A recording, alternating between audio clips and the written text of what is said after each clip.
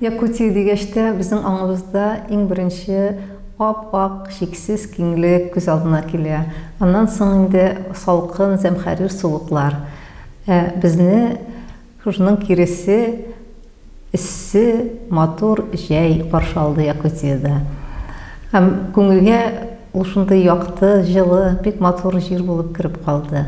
Моның сәбәбе әлбәттә инде җәйдә генә түгел, бәлки безнең шундый җылы, матур очрашуларыбызда да булгандыр. Чөнки безне аэропортта Саха-Якутия Юлчылар берлегенең урынбасары Гаврил Андросов елмаеп каршы алды һәм безнең менә шушы инде очрашуыбыз ахырга кадәр шундый җылылык белән дәвам итте. Татарстан язучылары белән Якутия язучылары арасында күптән инде шундый җылы мөнәсәбәтләр урнашкан.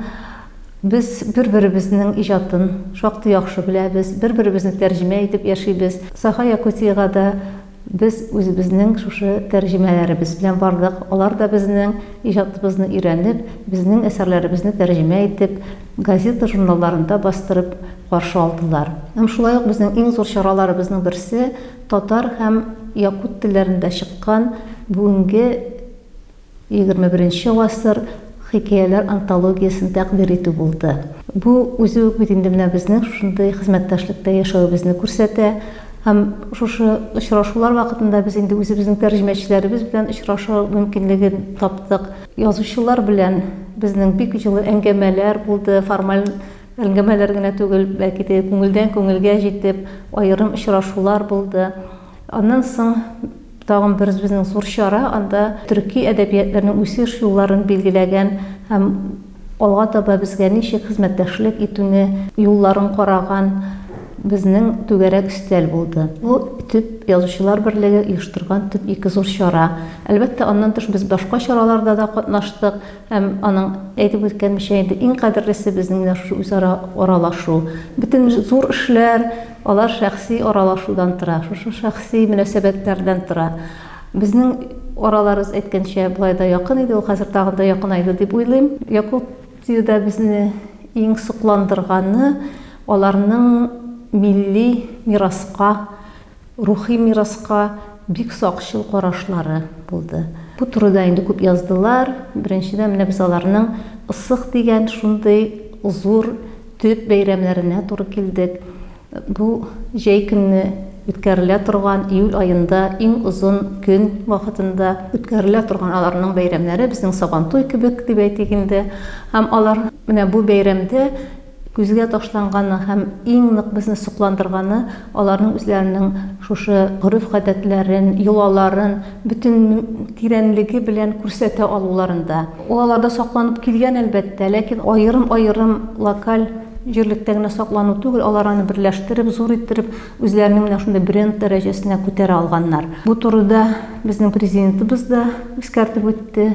Һәм менә чынлап та без Сабантуйыбызда үзебезнең инде шактый йолаларыбызны читкә кагып, Сабантуйны инде шаблон рәвештә үткәрүгә күчүебез турында президент моны таныды. Гәрчә бу турыда без инде күптән чаң суксакта, мин түгәрәк уен журналында, фольклор журналында эшләгән вакытта бу турыда без күп язмалар биргән идек. Шушы үзебезнең мирасыбызның, милли бәйрәмнәребезнең, юла бәйрәмнәребезнең аның инде башка төс ала баруын һәм инде буларны сакларга кирәклеге турында. Менә бу шулай ук Якутиягә барып кайтканның бер нәтиҗәсе булды дип уйлыйм мин. Аннан соң без булдык аларда хамус дип әйтәләр, алар бездә кубыз дибез. Ул бөтен халыкларга да, төрки халыкларга гына түгел, башка халыкларга да хас уен коралы, ләкин алар төрле халыкларда төрлечә булган, төрле формада.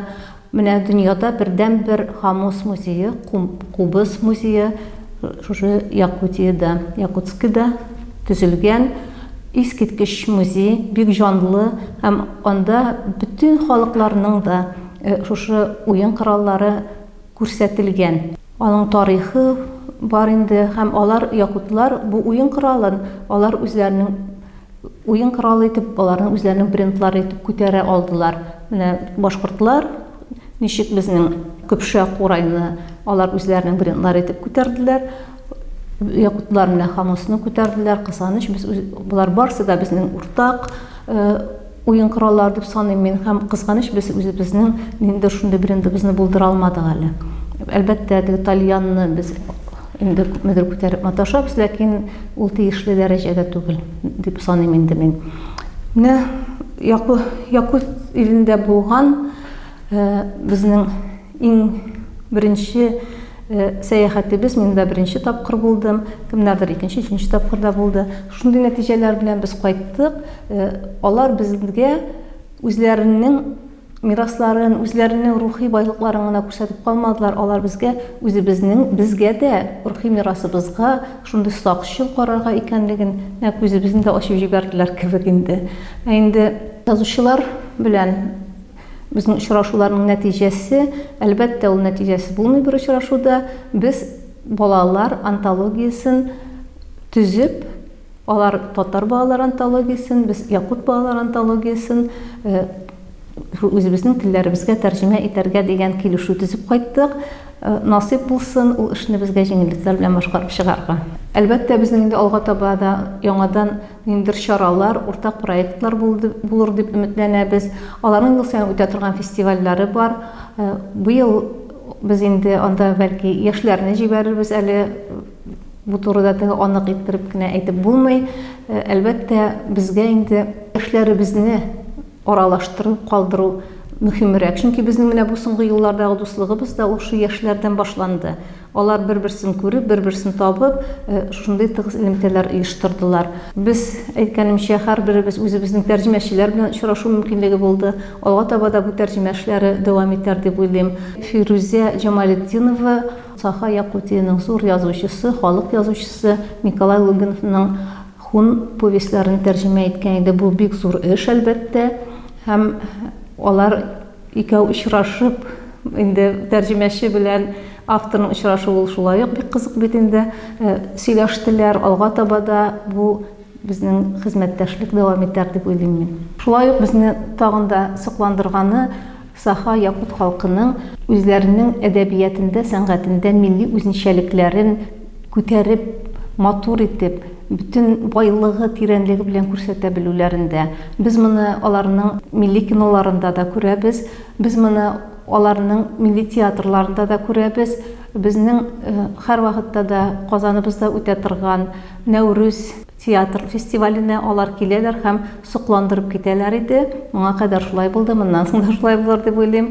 Һәм инде шулай безнең мөселман киносы фестивалендә дә аларның катнашканнары бар, башка фестивальләрдә дә аларның менә үзләренең мирасына, үзләренең гореф-гадәтләренә, гомумән үзләренең милли үзенчәлекләренә бик сакчыл карашлары. Бу безгә әлбәттә үзебезгә бер сокланып кына карарга түгел, үзебезгә нәтиҗә ясарга һәм безгә дә аларның мисалында фикер йөртергә юнәлеш